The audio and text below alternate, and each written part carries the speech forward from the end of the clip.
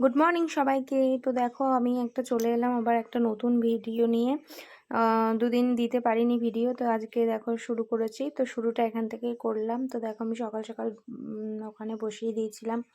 ওটা হচ্ছিল ডালিয়া, আর ওখানে হচ্ছে দেখতেই পাচ্ছ ফুলকপি ভাপ দিতে বসিয়েছি। ওটা হচ্ছে ফুলকপিটা এখন একটু ভাপ দিয়ে রান্না করলেই বেশ ভালো লাগে। তো আমি ফুলকপিটা ভাপ দিয়েছি। আর এই দেখো আমাদের বাইরেটা দেখাচ্ছি, বাইরেটা ঠিক ওরকম। আর এদিকে যে সিমটা বাটা করে নেবো, তো তার জন্য সিমটা হচ্ছে একটু ভাপ দিয়ে নিচ্ছি, কারণ এখনকার সিমগুলো একটু শক্ত, তার মধ্যে একটু ফ্রিজে ছিল আরও শক্ত হয়ে গেছে। আর এ দেখো এখানে কফির আলুগুলো ভেজে নিচ্ছি। তো আজকের রেসিপি হবে সিম বাটা আর হচ্ছে ফুলকপি দিয়ে আলু দিয়ে তরকারি। আর এই দেখো ফুলকপিগুলো তুলে নিয়েছি ভাপ দিয়ে, হালকা ভাপ দিয়ে তুলে নিয়েছি। আর এখানে মানে টমেটো আর হচ্ছে কাঁচা লঙ্কা, আদা সব কিছু এটা ফুলকপিতে দেব মশলা, তো তার জন্য বেটে নেব। দেখো এখানে ফুলকপিগুলো ভেজে নিচ্ছি। আমি প্রত্যেকটা রান্নাই হচ্ছে গিয়ে মানে একটু ভেজে টেজে নিয়েই করি, ভালো লাগে ভেজে নিয়ে করতে। আর আলুগুলো দেখো ঠিক এরকম লাল লাল করে ভেজে নিয়েছি। আর তেমন কিছুই না, মশলা দিয়ে জাস্ট কষিয়ে নিতে হবে। আদা জিরে জিরে গুঁড়ো আমি দিই, আদা বাটা, কাঁচা লঙ্কা বাটা আর টমেটো পেস্ট করে যেটা দেখালাম, তো ওটাই দিয়ে বেশ একটু কষিয়ে নিয়ে জিরে গুঁড়ো দিয়ে দিতে হবে। জিরে গুঁড়ো দিয়ে ওটাকে হলুদ নুন দিয়ে একটু ভালো করে বেশ কষিয়ে নিয়ে তারপরে গরম মশলা আর ধনেপাতা দিয়ে নাড়িয়ে নেওয়া। ব্যাস, আমার তো একদম সিম্পল রান্না। তো ফুলকপিটা অনেকেই পেঁয়াজ রসুন খায়, আমি সেইভাবে পছন্দ করি না, আমরা তাই জন্য দিই না। আর বাদবাকি কাজ বলতে সকালের কাজ বাজ তো হয়েই গেছিলো, আর এখন এই রান্নাটাই তোমাদের সাথে শেয়ার করলাম।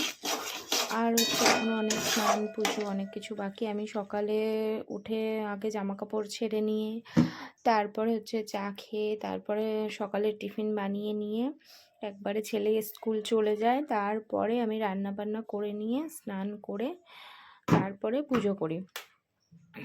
তো হচ্ছে গিয়ে এই হচ্ছে আমার ডেইলি রুটিন। আর তো আরও তো একটা ডেইলি রুটিনের মধ্যে আরও প্রচুর প্রচুর কাজ থাকে। তো দেখো এখানে যে ফুলকপিটা কষানো হচ্ছে, ঠিক আমি এইভাবেই কষাই ফুলকপিটা।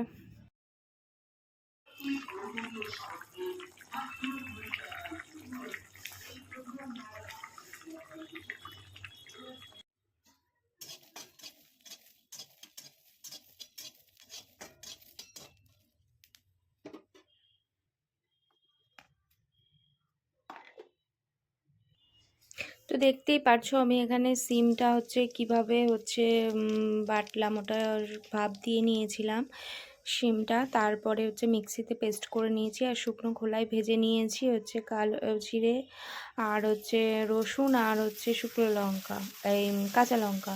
তো এইগুলোই হচ্ছে পেস্ট করে নিয়ে তারপরে সিম বাটাটা ওর মধ্যে দিয়ে সব কিছু আলাদা করে আবার পেস্ট করে নিয়েছি একটু, তারপরে নুন হলুদ সব কিছু দিয়ে ব্যাস ওটাকে নাড়ো শুধু, আর তেমন কিছুই নয়।